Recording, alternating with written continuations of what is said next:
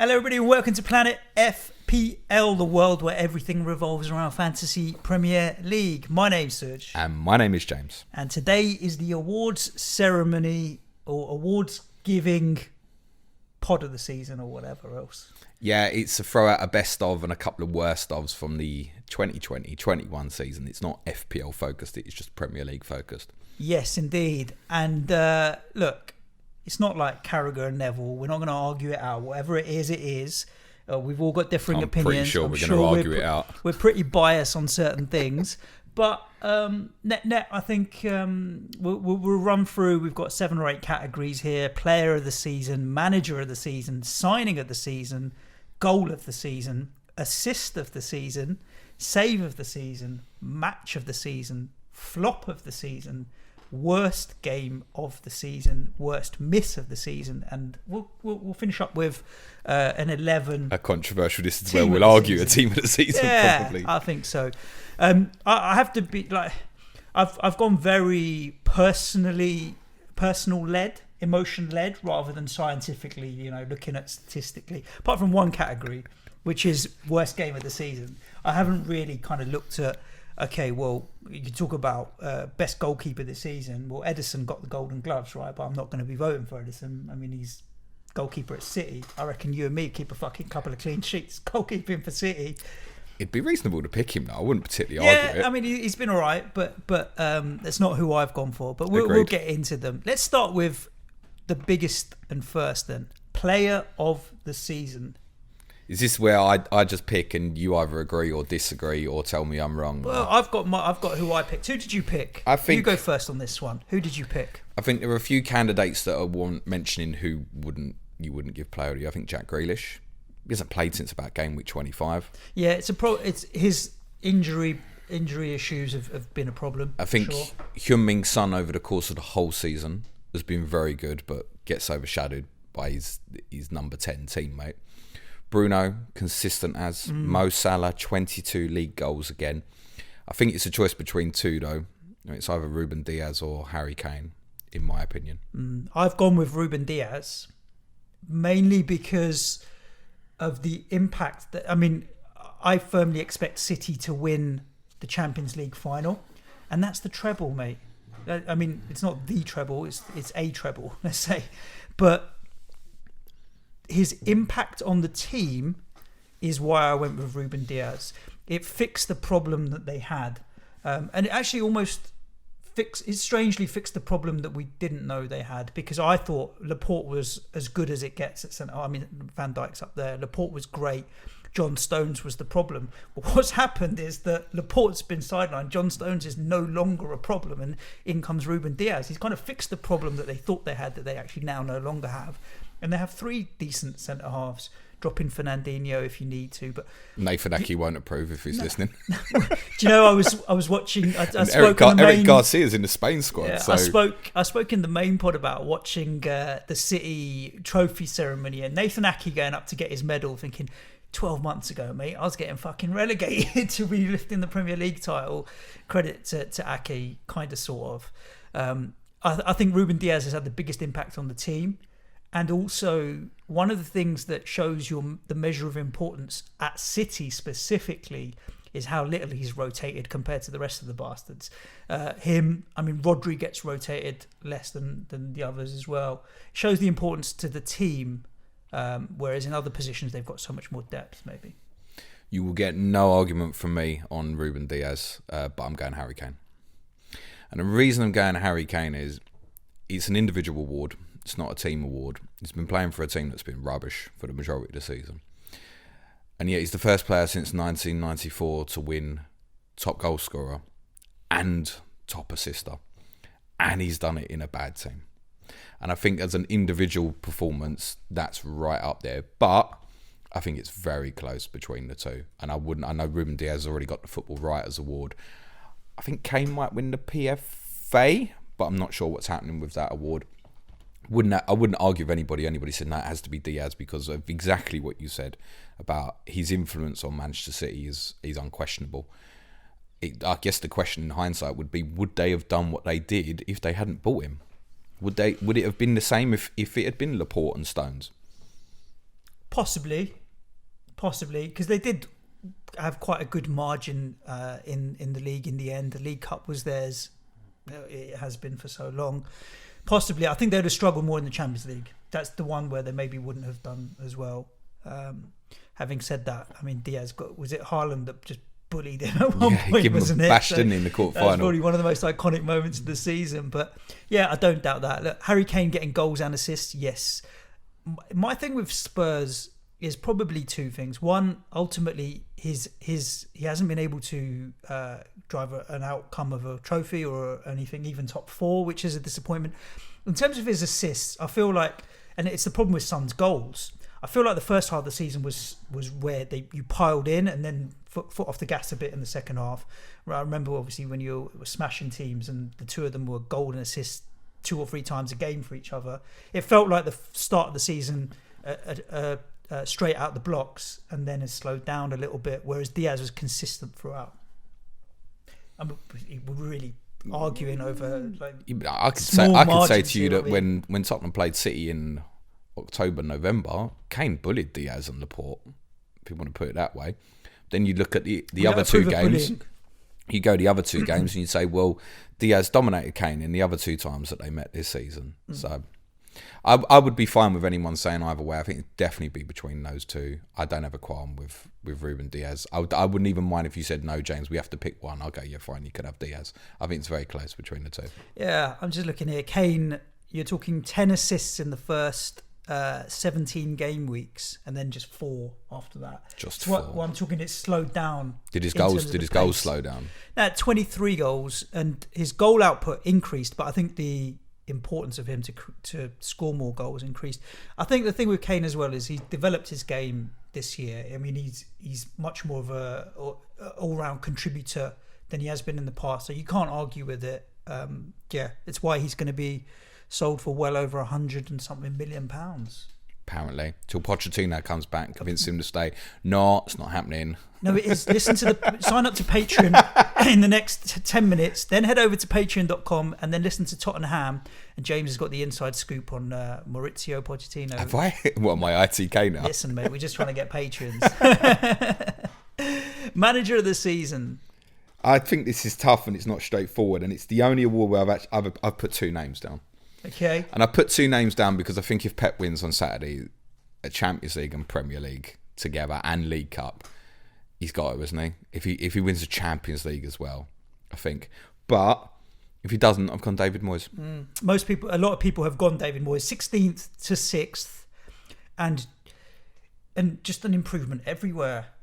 It's not. It doesn't feel like, for me, a flash in the pan season where we've managed to have one player completely do bits. Like when the season we had Payet, for example, he was doing bits, but the rest of the team around them didn't feel like we were building an infrastructure that was sustainable for the long term.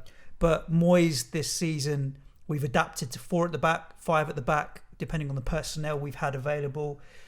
He managed that Christmas period where we rotated a little bit, but we rotated in 2s and 3s over the 4 or 5 games really well. We picked up so many points during that period. Second best home league record all season. I mean, we don't want fans back, do we? All there. To be fair, Spurs had the 3rd, which is alarmingly concerning. Madness, isn't it? And he's brought through, some good players in terms of the signings that he brought through have all done well. So, you can't look past Moyes. And his backroom staff, the rumours are that he is very close to ink on paper for extending his deal, blah, blah, blah. Yeah, quite Moyes. So. But Pep still, he's proving doubters wrong. Because did you see his press conference yesterday, Guardiola? Not the press conference. I did then see his tears about Aguero. No, his press conference was quite interesting. Like he said, I've got so much confidence that my team's going to go and win on Saturday. Wow. Okay. But the psychology and everything that goes with Pep is world class. The energy, the work rate. He inspires me to want to be a better human being. That says everything. I think as well with Guardiola, which would maybe make it tip his way even if he doesn't win on Saturday. I think if he wins the Champions League, he's got to be manager of the year on top of the Premier League. But think back to early December That draw at home to West Brom, what were they, 12th or 13th? We were kind of ruling them out the title. And they changed. He changed up the way they played. He stopped having people hold Rodri's hands. He alternated Gundogan's position. They coped without De Bruyne for a while. Like, he was a part of changing that around. So he has to take some credit. Unlike in the other years, you could look at City this year and go, I don't know what points they finished on, 86 or something like that. It's quite low, really, compared to some recent years. Yeah. So you wouldn't say, oh, this has been the best incarnation of City, but actually they were in a bad place and turned it round. Correct. So I think he deserves credit for that. Two other managers I want to give a big shout out to. Bielsa. Yep. Phenomenal. Yep. And if you'd have asked me Christmas, I'd have put Dean Smith in the running for this as well. But Villa with Grealish and Villa without Grealish, two very different football teams, basically. Agreed. As we've seen this week, Grealish comes back, plays 2 games and beats Tottenham and Chelsea. Incredible, isn't it? Signing of the season. That's really straightforward. It's the easiest one of all. It's Ruben Diaz. Yeah, I didn't go Ruben Diaz because I didn't want to put him in 2 categories. I think by giving him player of the season, yes, it's easily the most impactful signing of the season for sure. I found this one quite hard for the simple reason that I don't really look at other team signings. I don't really kind of think, oh, you bought this player for this much or that much. I look at my own team signings, but I don't look at others. And so I gave it to Soufal for the simple reason that it's £6 million. For fuck's sake, that's just chump change in today's market. And there's clubs bigger than us that probably have an eye on him as a right back. I think he could play for a bigger club than us. European football consistently. He's not the most glamorous, but you get 7 and 8 out of 10s every single game, and £6 million is a joke. It's the price that really made me think, you know what, I'm biased because I'm picking a player from my own club, but the price made him the one for me. I don't mind that at all. One of them definitely was shout out Wesley Fofana. Yeah, very good for Leicester this season, the first season as a boy at centre back. Cavani. I go on Twitter a lot and I see Cavani has signed the season. Scored less goals than Bale. Did you want to put Bale in now? No. I think for me, Ruben Diaz, again, because of what it's meant. But if you're looking at it in terms of, I don't know, what do you get for your pound paid? Yeah, I don't have an argument with Soufal being a part of that. I think that's absolutely fine. He's brilliant. You know, I really, really rate him. Yeah. Goal of the season. Emi Martinez worth a shout. Yeah, 100%. I mean, goalkeepers is like the number of times in recent weeks. Get my words out if I can, James. That I've seen Arsenal fans say that they would have rather kept Martinez and sold Leno. I'm starting to get into double digits, mate. So, yeah, Martinez has to be up there. And considering he played so well at the end of last season as well, he's proved that he's a great goalkeeper. Definitely. Goal of the season. It's obvious, isn't it? For me, it's Lanzini, but you're going to go differently. We discussed this on our Patreon pod yesterday. It's just 93rd minute fading away. Is that goal better than Lamella's goal? Come on. For the importance, for sure. Well, yeah, I know that. We fucking lost, didn't we? We drew. Well, in that game, you lost. So with us, with a draw. Yeah, I can't. Again, I can't argue with it. I love that goal, but I hate it because every time I see it, I remember that we lost. It does my head in a bit, but it has to be. I think goal of the seasons sometimes should be one of them you look at and you go, could I do that? Yeah. And the Lanzini goal, you and I could do it. 1 in 100, maybe. Lamella, forget about it. Yeah. Do you know, I can imagine you or me trying and we'd fall over before we kick the ball. You ever seen our legs would be tangled round and that's it. You ever seen the clip of David Dunn when he was at Birmingham trying that and just falls arse over to it? That would be me or you. The risk of it going wrong was so big. The audacity to try it at 0-0 in a North London derby is pretty big, I think. Yeah. I don't have an argument. You wouldn't. You just kick it. I mean, if we're right-footed, if it fell on that side, we wouldn't be doing a Rabona with the right foot. We'd just try and kick the thing with our left wouldn't we? Simple. Straight as. Simple. Funny. What about assists of the season? This one's hard. I skipped this one because I just don't have a memory for these kind of things. I think there are probably 2 outstanding assists, and they're both by the same player. And he's not a regular starter. I'm going to go for, and in fact, they're against the same opposition. Wow. Okay, then we'll give it to him. Both for Liverpool against West Ham, Sheridan Shaqiri. Okay. So there's the one at the London Stadium. Through ball for Jota. The pass for Salah over the top. Oh, remember when he played it? Touch. When he played it was like, he's hit that too high and it was perfect and Salah finished it beautifully. I mean, but I would give quite a bit of credit to Salah's first touch there to take that out of the sky and make the assist as good as it was. I prefer the one for Jota at Anfield. The through ball. Brilliant. Way to pass, magnificent. The context of the game as well. I mean, obviously we went and up. It was at the death, wasn't it? And they won it. We gave the penalty away, which was one of those where you're like, oh, come on, man. Like, do I need to breathe on a player to fall over? Albeit it was a penalty. We'd held them out really well, playing really well. We were on a good run at the time. And yeah, they'd mixed it up with Jota and Shaqiri, and you're thinking, okay, cool. But they proved that those boys have got talent. It was a great through ball. It was the only way they were going to get through us because they were whipping balls in and getting around the side. And how many times have we seen them fail later on in the season, particularly at Anfield, to break teams down. And so, and he found that pass. That was a very good ball through to Jota, and he finished it nicely. So yeah, I can't argue with that particularly. You just couldn't think of a better one. Nah, didn't look too hard. Save of the season's also a difficult one. I saw so many good uns. Carl Darlow's double save against you. Martinez pulled out a number of good saves. Fabianski's pulled out a number of good saves. A lot of keepers this year have done well. She's got a lot of good shot stopping keepers in the league this year. Meslier's done really well. Areola. It was a great signing for Fulham. He was a great shot stopper. Areola made one brilliant save from Son at Tottenham, I remember. I gave it to Fabianski. For? Lookman's penalty. That's interesting because I got Edward Mendy. No, I really haven't.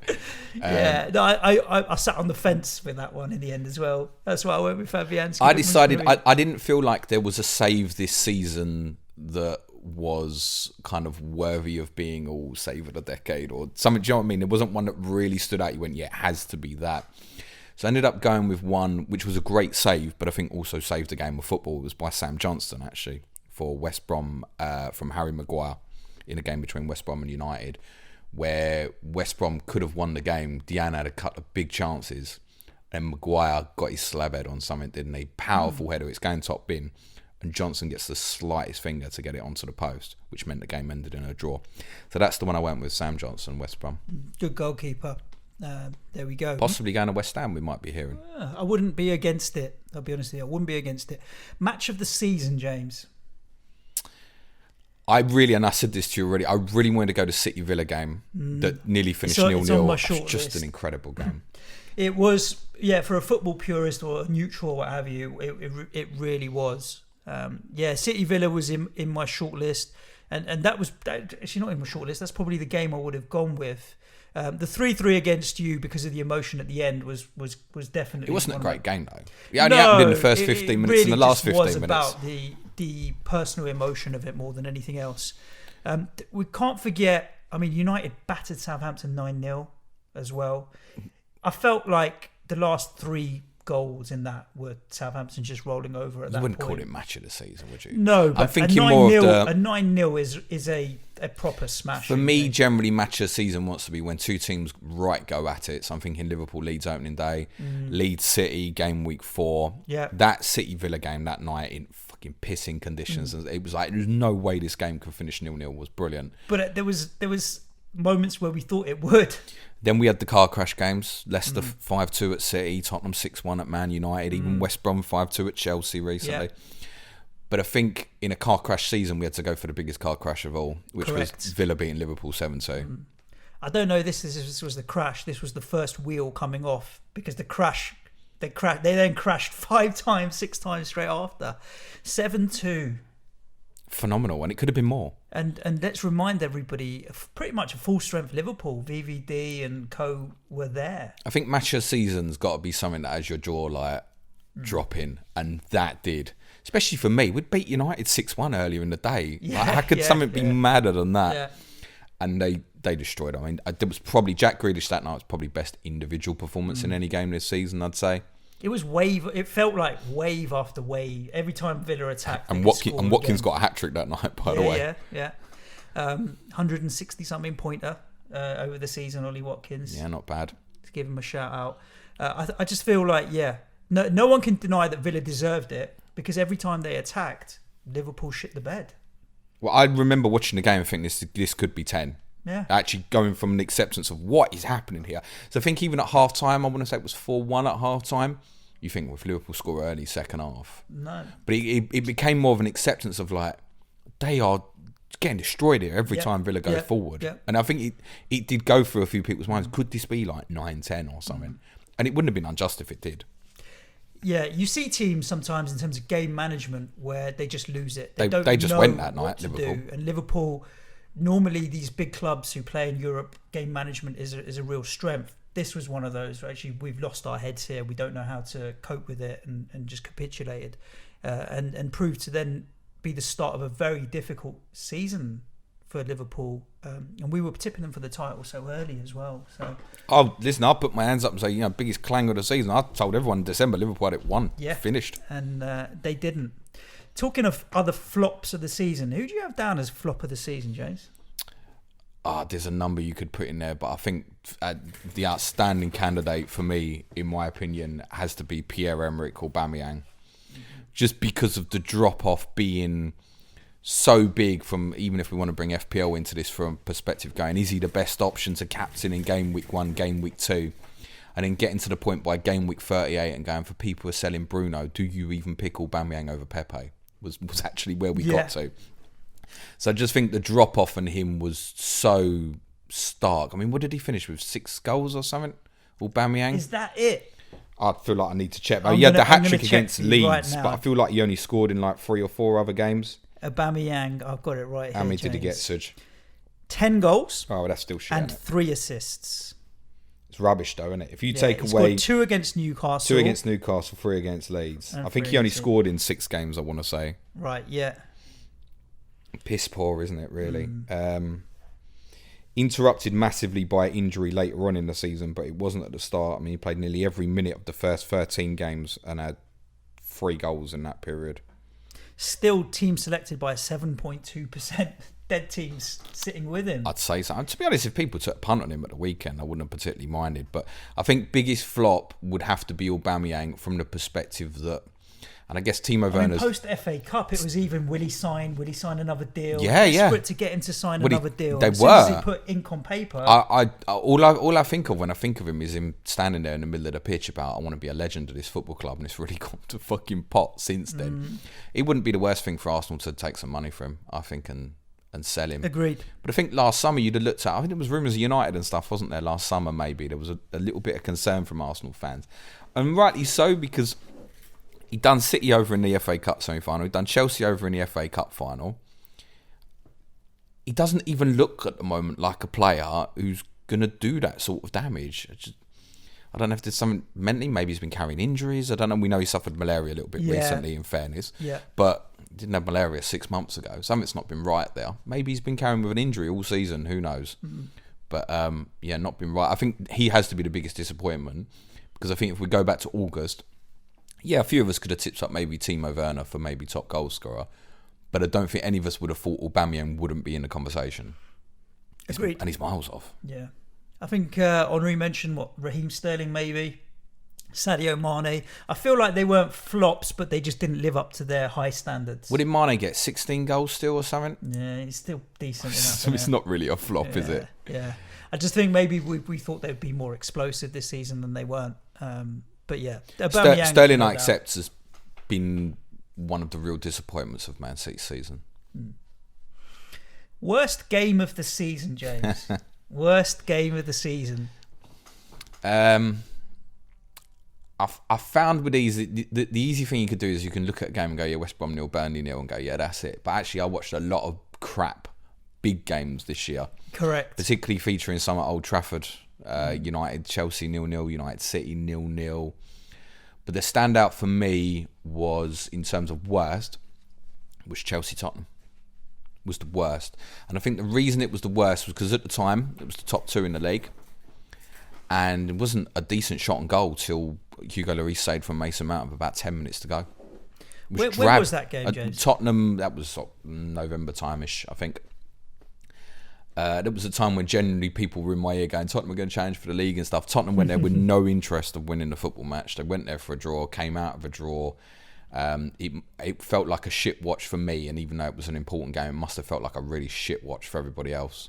Because I think at the same time, although Chelsea had all the ball, they didn't do enough to beat us that day. Yeah, I think it was a poor game. You're looking for the XG in that, are you? I am. Have you got it? I have. Go on. So it didn't make it into my shortlist because the combined XG of both teams was over 1 goal. Okay. Chelsea was 0.97 Yeah. and you were 0.23. I'm not sure if they particularly had one effort that might have skewed that. I remember us having one effort early in the game from Bergwijn. That's about it. And we had a brilliant chance at the end, and Lo Celso played the wrong pass. That wouldn't even register on an XG. No. Abraham, I think, missed a couple of headers, didn't he? But that was about Tammy it. Abraham's XG was half. I think you've picked a different game based on statistical modelling, haven't you, Suj? I just thought, well, I don't remember games like you do. Let me see which games did have the shittest XG. And there were 4 or 5 games that had less than 1 goal XG combined between both teams. So Crystal Palace 0, Fulham 0. I'll tell you why I didn't pick that. Had a as XG well. of 0.89. I didn't watch the first half of that. Okay. So I felt like I couldn't nominate it. Yeah. That had an XG of 0.89, but Palace in that game had an XG of 0.09. That's pretty fucking low. This game got a bit of a mention. Crystal Palace, Sheffield United, 2-0 to Palace. But the game had a combined XG of 0.92, less than 1 goal a game. Palace ended up with an XG of 0.6 and still scored 2 goals. Eze scored a brilliant goal in that game. So I don't think you could put it in worst match of the season. Brighton, West Brom had an XG of less than 1 goal in the entire game, 0.85. But that finished 1-1.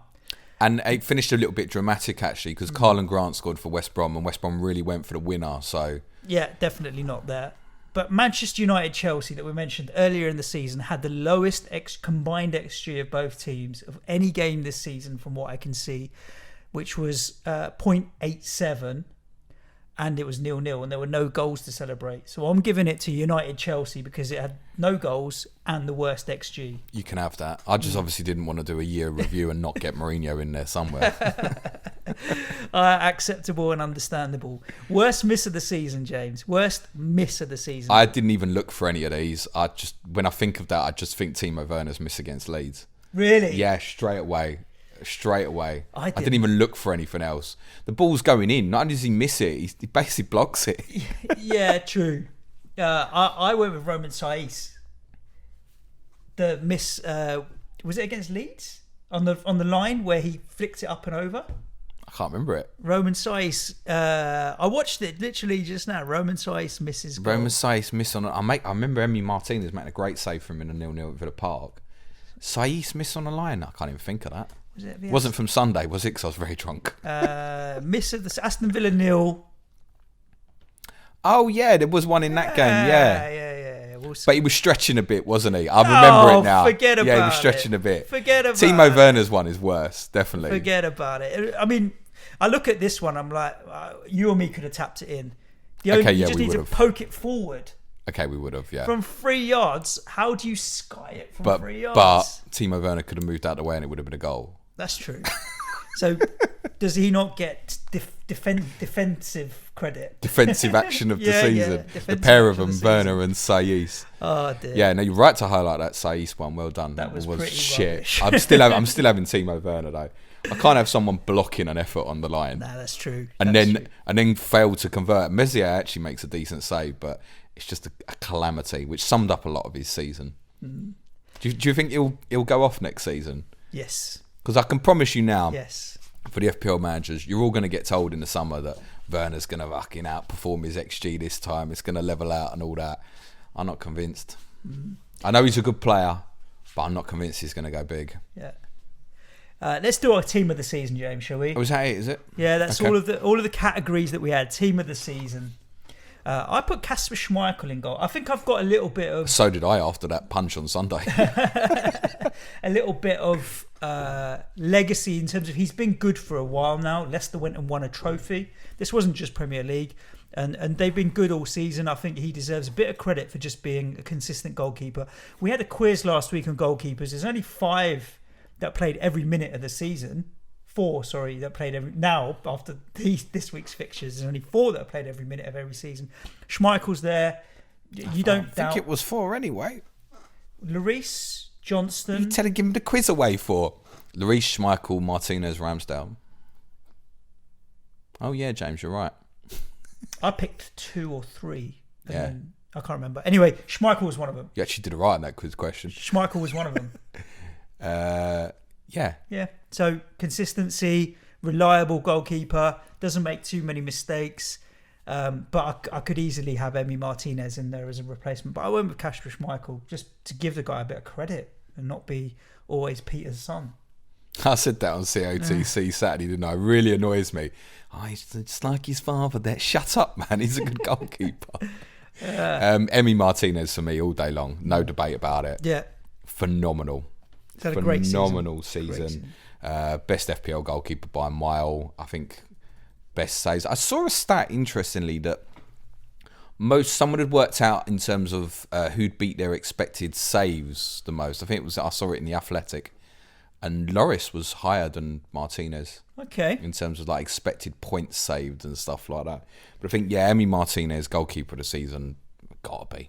You do think, though, that he's had to do more work than some others, potentially, which is... Lloris definitely had more work to do than he should have had to do. Right back? I got Soufal, mate. Okay. Yeah, honestly. It's absolutely brilliant. Yeah, again, I'm picking my team that I like to enjoy and watch, and players that I like. I went with Reece James. You didn't put Soufal in. Nah, I went with Reece James. I just love everything about Reece James's game. He's big, strong, powerful, good tackling, gets great balls in the box. I just think, he's a great, great player. I think Reece James for me. It's a surprising one. He didn't get enough minutes, but I look at it and I'm just like... I think for me it was season. between Soufal and Cancelo. And I'm just unhappy with how much Cancelo's played. I think he, like a few other City players, and there's one who does make it in this, had that incredible kind of December, January, February period. And he's an absolutely brilliant player. I didn't feel he finished the season great, Cancelo. No. And I think Soufal consistency all through the season deserved a little bit of reward, actually. I mean, if you ask me which one would have rather played in my team, it's Cancelo, obviously. But I think Soufal deserves that. Okay. Left back. Luke Shaw. Luke Easy. Shaw. Simple. We agree. United's player of the season, well, I was going to say by distance would be very unfair on Bruno Fernandes. But I think, Luke Shaw would be United's player of the year for me. Yeah. Centre backs, I mean, Ruben Diaz, we talked about, he's straight Obviously. in there. Who did you pair alongside him? I went with Stones because I just think the impact of that relationship, and go back to like when I said when City lost at Tottenham, Stones came into the team after that, and that's when it began to change for them defensively. Then a few weeks later, they built up the offensive armoury in them. So I think Stones' impact throughout the season, absolutely brilliant. If I wasn't going to go Stones, I think I'd have gone for Fana. Interesting. I think Luke Shaw and John Stones share a bit of similarity in that there was question marks about him before the start of the season. And now if you're putting an England 11 out, there's no brainer that both of them left back and centre back. So they've both really developed their game. I think Chilwell will start for England. Yeah, I don't think he should. But that's a debate for another day. It's really close between the two of them. I think Luke Shaw is better defensively. It's been really good. But John Stones, without a doubt, I did put Craig Dawson there in brackets for the simple reason that he didn't play in 2020. He's free. But look, the amount of grief that signing got versus how important he is to the team now in terms of leadership and everything, and he just nuts everything away. And I'm so impressed with how good he has become as a signing and how important he was to our defence. So I had him there in bracket, knowing that John Stones is the right answer. I think just to add on that, there's no Chelsea defenders in this as well, and they've obviously had some very good spells defensively since Tuchel took over. But I feel like Rudiger and Azpilicueta have only played the second half of the season. Thiago's been in and out of the team with injuries and stuff. I feel like it's been very changed. Yeah. So I couldn't pick an outstanding individual there. No. Holding or midfield, I've got two kind of double pivot in front. Declan Rice goes in for me. He's just boss man. And I put Ilkay Gundogan next to him. I think if you've got Rice there, then Gundogan can be quite free. And he has shown this season that he's more than just one of the gang. Fucking boss man. So I put Rice and Gundo as a pairing in front of my back four. I've gone with the same pairing. I would describe this as a 4-2-3-1/4-3-3/4-1-4-1, and Gundogan can obviously play in all of them systems. Yeah. You could drop Rice in deeper. I'm a bit staggered how many teams of the seasons I've seen this year and Declan Rice not been in them. I just don't get it. It's phenomenal.